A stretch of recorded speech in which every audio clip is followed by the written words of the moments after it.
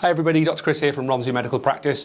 I don't really know what I'm going to be doing with this video, but I've somehow felt compelled to do a little bit of a video or a discussion talking about consultations.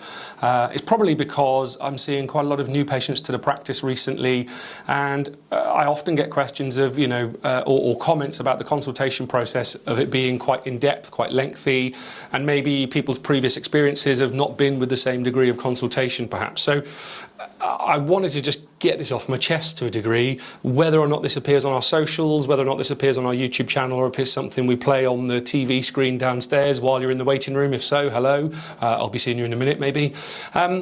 I think it's really important to understand that with a consultation, it's as much about myself and yourself, or Emily and yourself, or whoever it is within the practice that you're seeing, developing a bit of a relationship together and trying to almost map out what we're going to be doing together, as opposed to it being kind of a dictatorial, I'm going to provide you with this, or the other way around, you want this from me and I'm going to provide it. I think we've been in the industry now for quite a long time, or this field of medicine for quite a long time. And I think when you first start out, you are very much like a vending machine. So a patient will come in with their coin and they'll put their coin in the slot and make their selection. And then as the practitioner, you're almost providing it a little bit like a vending machine would provide a snack. Moving forward over time, as you build up more experience and a better repertoire and a better understanding of what's actually going on, as the practitioner, it's as important for me to guide potentially you in your decision-making process as it is for me just to provide the treatments that you think you want. So that's one thing. The other thing is, I don't know about you, but and if there are any car mechanics out there, I'm going to make a slight apology straight away. I think as humans, we are generally quite cynical, and we're always a little bit dubious about when people tell us things if we have very limited knowledge about it. So speaking about car mechanics, if I take my car to the garage and I'm told that my car's going to need, this amount of work done, and they do that whole sucking in their teeth and going, oh, I'm sorry, it's going to cost you, I'm immediately thinking, oh, hold on, what's the catch? Because I don't understand what's going on. I think I would feel much more comfortable as a customer if a mechanic at a garage said, here's what the problem is, maybe explain it to me relatively briefly, and then say, here are the options that we have available to us of what we can do to make your car better again.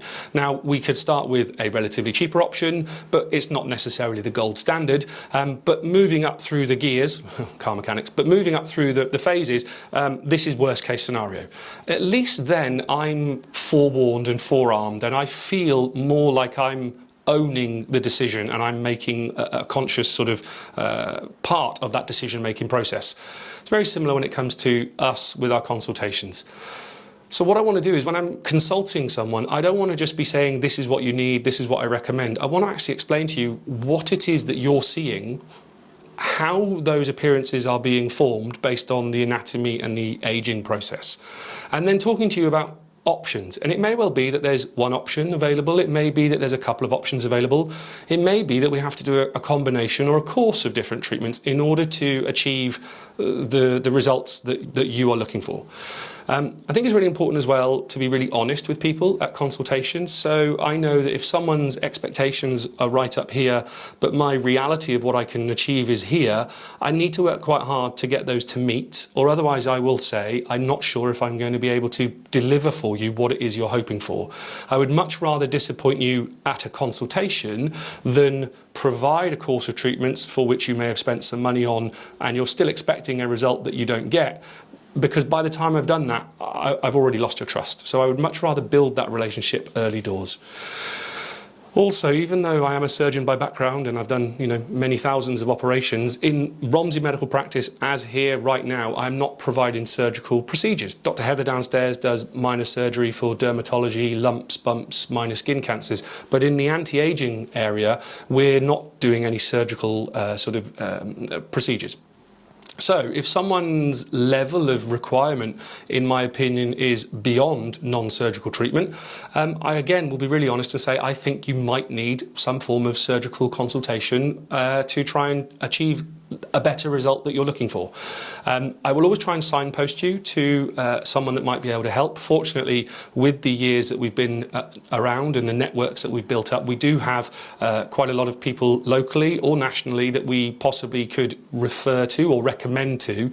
We have no financial obligation or partnership with anybody that we suggest. It's based on our assessment of the morals, the integrity and the ethics of that surgeon, but also feedback that we've gotten from other patients who've potentially used those other people in the past. So we're not scared to say no, and we're not scared to signpost you on to someone else. I think also what's really important is there's a real misconception that cosmetic injectables, medical injectables, aesthetics, whatever it is you want to call it, is an extension of the beauty industry in the sense of, it's like getting your hair done or your nails done or going for a massage. It really isn't. And part of the reason is the face is exceptionally complex. And I'll just explain a little bit about what I'm looking for and what I'm thinking about when I'm doing a consultation, and what I'll explain to you during that consultation process. First of all, the face is not a static structure. We're not sort of a clay model. We're not like some sort of piece of art. We actually move. So there's two things to consider. We have both static pose and then dynamic pose. So we change depending on what we're doing, whether we're talking, eating, smiling, all those sorts of things. So first and foremost, the face is both static and dynamic. Secondly, there's no such thing as perfect symmetry. What we know is that we have two sides to our face, and perfect symmetry it doesn't exist. And if it does exist, it's actually quite alien. It's a bit jarring to the eye. So what we do know is we do have subtle bits of asymmetry, and it's important during a consultation that I assess those and make someone aware of those being present, because maybe you weren't aware of it previously. So it's important before I do anything with regard to suggesting a treatment that any kind of irregularities or asymmetry is sort of spotted and spoken about. The other thing is we know that there are certain, what we say, canons of beauty or canons of perfection. These are sort of mathematical angles and ratios that are known mathematically to provide pleasure to the eye and be beautiful. So what I'm talking about particularly is sort of the heights of the face. We know that within the face we have thirds, the upper third, the middle third and the lower third, and ideally those thirds should be relatively equal in height. If 1/3 is out of proportion, it will be slightly jarring to the eye. So I'm looking at the facial thirds from the frontal view. We also know that we have another view, which is our side profile, and again we know that there are certain relationships and ratios that are quite useful to look at, such as the relationship between the tip of the nose and the tip of the chin in relation to the lips. And depending on where someone's lips or nose or chin sits within that line may guide us and help us to achieve a little bit more balance and a little bit more harmony. The other thing as well is differences between masculine and feminine traits. We know that the majority of volume in a female face sits in the middle, in the cheeks, and that there is a narrowing or a tapering down towards the jaw. So, there's very much a sort of a V shape. Whereas with men, we know that actually the predominance of volume is in the lower part of the face. So instead of them being tapered, they're squarer. And having a knowledge of what are masculine traits, what are feminine traits, means that I can tailor a consultation and maybe a treatment plan to the person that's sitting in front of me. Other things, of course, we have to take into consideration within a consultation is, your age, your gender, your ethnic background, but also things like your budgetary restrictions, your social cues or drivers behind wanting these sorts of treatments. Finally, when we talk about the face, I've said about lefts and rights, up to down, side profile. What we have to think of is the face is like a birthday cake or a lasagna or a moussaka. It's made up of multiple layers, and those layers start at the top, and that's the skin, and finish at the bottom, which is the bone. But there's a lot of other different layers in between, including muscle and fat and other things. Now, all of these layers age at different rates and experience different changes as we get older. And also they change at the different layers depending on which third of the face you're in. So there's multiple different things that can be going on. And unfortunately, as yet, there is not yet one treatment modality that has been discovered that can treat the skin, the muscle, the fat, the bone, all of the layers at the same time in all areas of the face. If someone came up with a universal treatment that could treat all of these areas at age, they would be a billionaire overnight. So what we have to do is we have to work out what is driving the problem, or what is driving the area of concern, and then bespokely treat the main driver behind it. So for instance, if it's dynamic lines and wrinkles, especially in the frown or around the forehead, around the eyes, potentially using a muscle relaxing treatment or a neurotoxin is something that's useful. Or if someone feels that they look flat or hollow in the cheek area, for instance, then again, putting volume back in, it's nothing to do with the muscle, but putting volume back into the fat might be something that's useful, so in the form of dermal fillers. But don't forget, the skin is covering all of these sorts of things, so there's no point in making the muscle layer look fantastic, the fat and bone layer look fantastic, if the skin itself is also looking a little bit worse for wear or not at its best. So that's why when it comes to a consultation, we quite often will map out what are the most important things that we should be looking at. We will always try and prioritize, what we think are the highest yield treatments, so the biggest bang for your buck. And we always work along the same sort of principles as we do in general medicine, which is to do the minimum amount to get the maximum benefit. So, try and work along a stepwise progression is quite a useful way to go.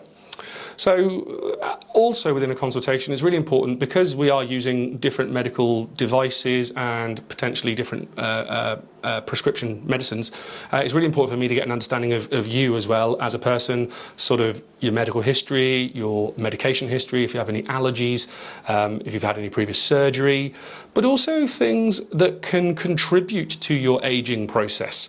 So not just how old you are or your genetics, because I can't really control those, but other factors, lifestyle factors like smoking, like sun exposure, like exercise and weight and hormone balance and all these sorts of things. These will all have an impact not only on how well or poorly you age or how quickly you age, but these factors may also have an impact on whatever treatments I suggest and how they perform, as in how effective they are or how long they will last. So getting a real good idea of you as a person, your hobbies, your work experiences, all these sorts of things is really useful for us to build a relationship, but also for me to help plan these things moving forward. So when I get asked the question of why are your consultations so lengthy, so in depth, why don't I necessarily have treatment on the day that I arrive for my first consultation, is because I want to go through all of these things. And at the end of it, I want to present to you a treatment plan or a treatment idea or a treatment pathway. But also what I want is for you to be able to go away and have a little think about it and reflect on it and decide if you think this is right for you. I don't ever want it to be that there is a feeling of pressure or coercion into you having a treatment just because you've attended for a consultation. Consultations are non-obligatory, non-compulsory. If I make a suggestion and you decide you don't want to have it, absolutely fine. You've had a consultation, you understand a little bit more about the process. But I do want people to have the ability to go away, reflect, think, research themselves. Be careful when you do your own research, because you might see some horror stories out there. I'd much rather you ask me some questions if you are worried here and now during the consultation, as opposed to going and making yourself ill with worry moving forward. Also, the consultation will explain a little bit about what the process or the procedure entails, including what the risks, what the benefits are, and what the process is to how any procedures are performed. Anyway, I know I've rabbited on a little bit. It's completely unscripted. It was just coming to me in sort of whatever, from all different directions. But at a consultation, you might see me pull out my mate here in the form of a skull, or I certainly will probably point out the facial muscle map behind me on my right shoulder. We will do everything to try and explain things to you in a way that you understand, that you can retain, and hopefully that you can recite or explain to other people if you were ever required to do so. As I said, sorry I've rabbited on, but I think it's just important for me to get that across as to why maybe the consultation process that you have with us and the other guys at Romsey Medical Practice is a little bit different to what you may have experienced in the past. We're doing everything to maintain your safety, but also to maximise your satisfaction and to manage your expectations. Anyway, take care guys, lovely to speak to you.